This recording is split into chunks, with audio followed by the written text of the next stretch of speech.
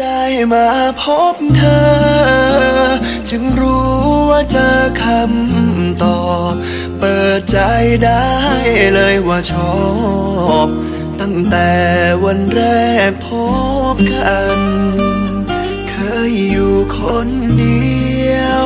ขับเคี่ยวชีวิตสู้งานคำถามทำเพื่อใครกันวันนี้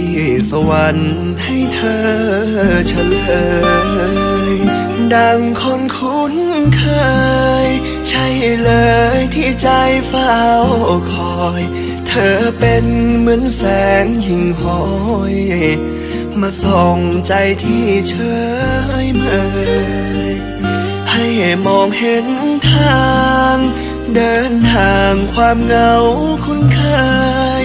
ทางใจที่ใครผ่านเลยจะลงเอ่ยถ้าเธอมาเริ่ม